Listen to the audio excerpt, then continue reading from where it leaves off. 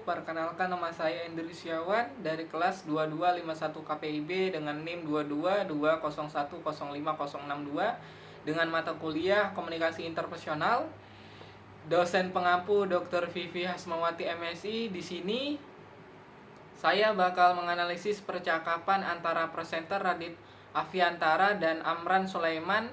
Sebelum kita masuk ke video kita harus mengetahui apa itu komunikasi interpersonal. Komunikasi interpersonal itu sendiri yaitu adalah proses penyampaian pesan dari komunikator dengan suatu media dengan komunikan dengan tujuan mendapatkan efek atau timbal balik sesuai dengan keinginan komunikator. Adapun interpersonal adalah interaksi secara langsung antara verbal dan non-verbal. Maka kita saksikan video berikut ini. Isu yang sedang berkembang di masyarakat, sampai profil para menteri yang tentunya dikemas dengan penyampaian yang ringan dan santai. Nah, hari ini tamu saya adalah salah satu menterinya Pak Jokowi yang merupakan pengusaha sukses dan pekerja keras. Daeng yang satu ini juga seorang akademisi yang aktif mengajar di kampus. Beliau sangat konsisten dengan bidang yang digelutinya dari S1 sampai S3, yaitu ilmu pertanian. Siapa lagi kalau bukan Bapak Amran Sulaiman, Menteri Pertanian. Assalamualaikum Pak Amran. Waalaikumsalam warahmatullahi wabarakatuh. Agak kare Bapak. Baji-baji Madece. Saya cuma bisa sedikit aja Pak. Oh Ngerti saya sedikit Bugis. aja Pak. Ya. Bahasa Bugis Pak. Mbak, tadi sebelum kesini udah sempat sarapan coto dulu belum Mbak? Sudah tadi sarapan di hotel. Sudah sarapan di hotel. Kemudian ikut upacara. Kemudian ikut upacara. Udah mulai sibuk sekali ya Pak ya pasti agendanya ya Pak hari ini ya Pak. Padat. Ya. 9 hari rasa 1 tahun. 9 hari rasa 1 tahun. Nah Pak, sebelum kita mulai saya ada beberapa artikel nih Pak tentang Bapak Amran. Kita lihat ya Pak satu-satu, Bapak nanti langsung tanggapi aja Pak. Ya. Artikel yang pertama nih, kiat sukses dari Mentan Amran Sulaiman. Muliakan orang tua dan jangan hobi ngaret. Ini 2 kunci sukses versi Pak Amran ya Pak ya. Bagaimana sih Pak cara memuliakan orang tua? Itu mungkin didikan orang tua ya. Ya. Kalau mau sukses, muliakan orang tua. Terutama ibu, Ya. bapak. Dan beliau selalu berpesan kepada saya, kalau mau sukses, pertama jujur, Ya.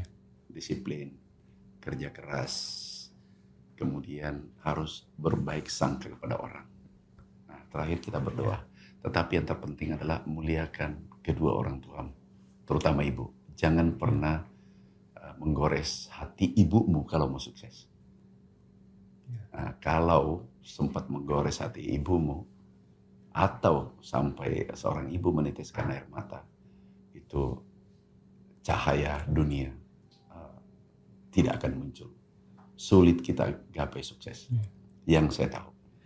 Harus berbakti terus kepada kedua orang tua ya Pak ya, terutama ibu ya Pak.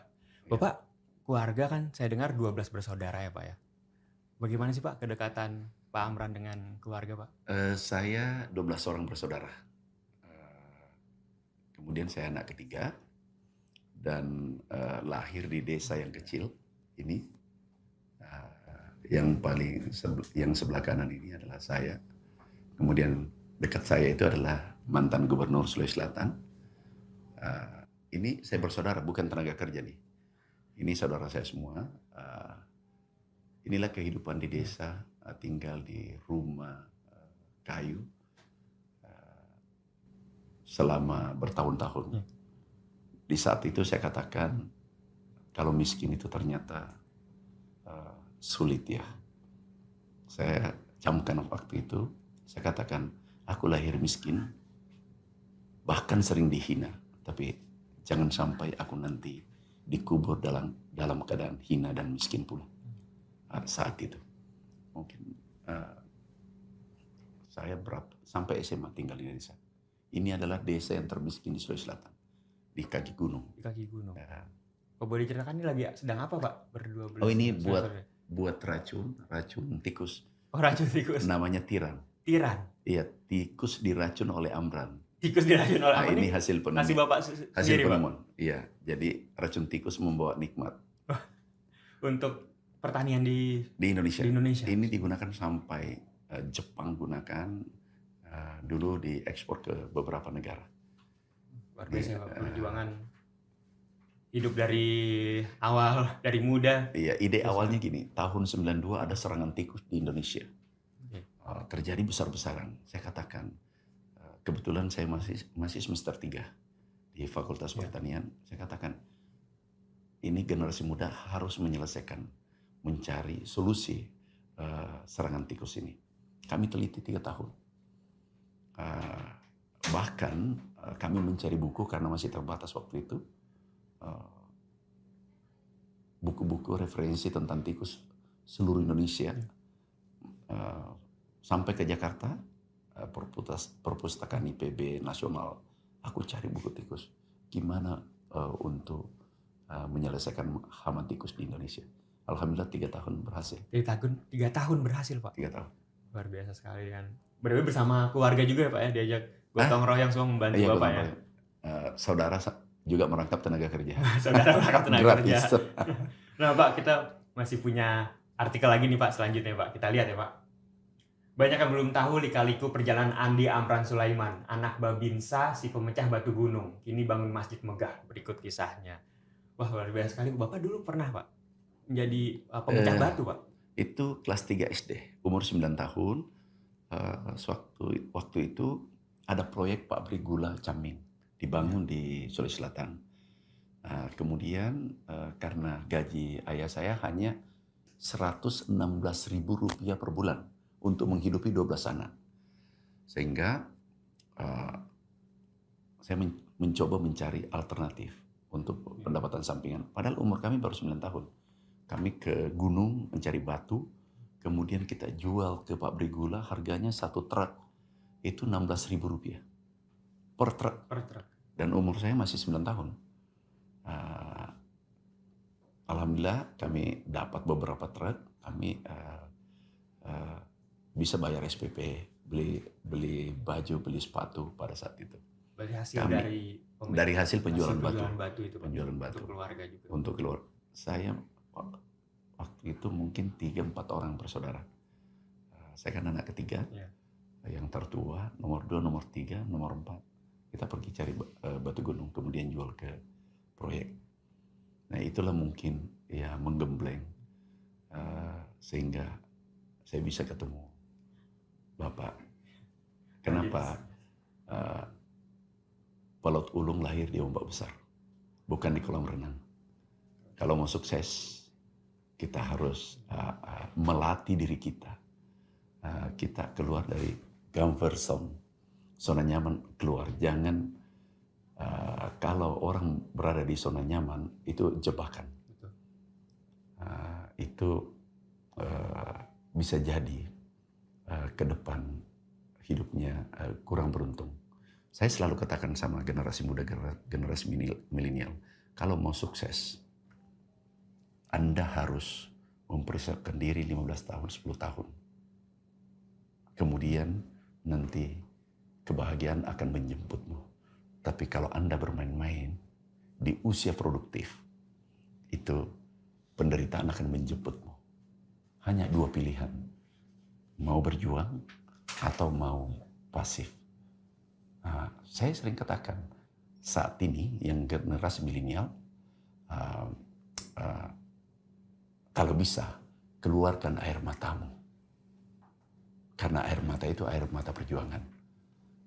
Kemudian kalau Anda tidak mengeluarkan air matamu hari ini, akan dijemput oleh air mata penyesalan.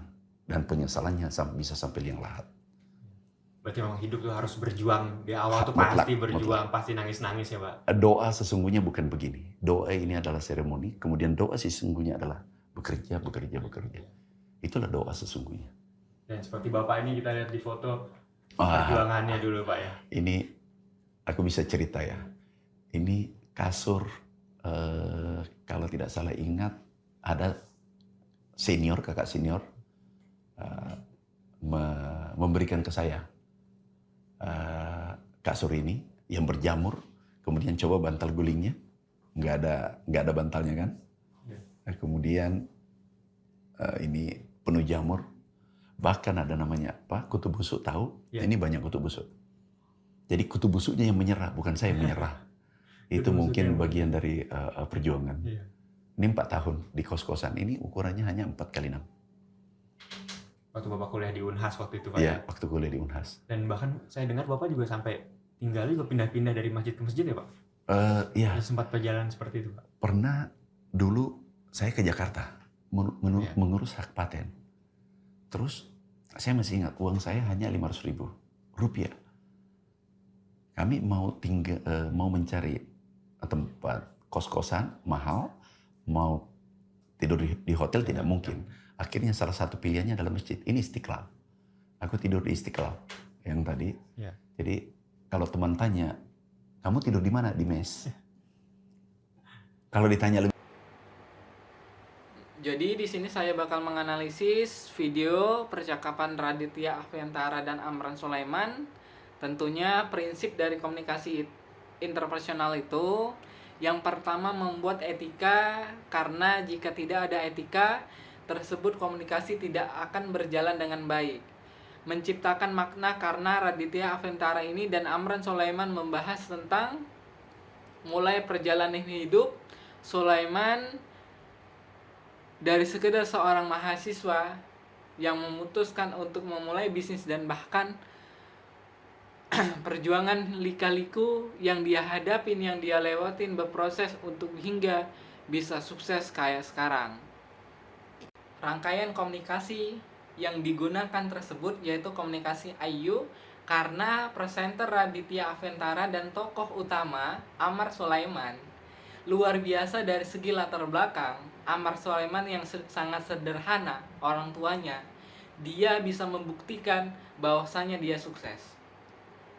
Selanjutnya percakapan Raditya Afiantara dan Amar Sulaiman memakai teori jendela Johari, sebuah teori yang dicetuskan oleh Joseph Loew dan Ingram pada tahun 1955, yaitu sikap membuka diri atau self-withdrawal, yang dimana Amar Sulaiman terbuka pada saat ditanya informasi pada dirinya oleh Raditya Afiantara. Mungkin ini saja yang bisa saya sampaikan, lebih kurangnya saya mohon ampun. Saya akhiri, wassalamualaikum warahmatullahi wabarakatuh.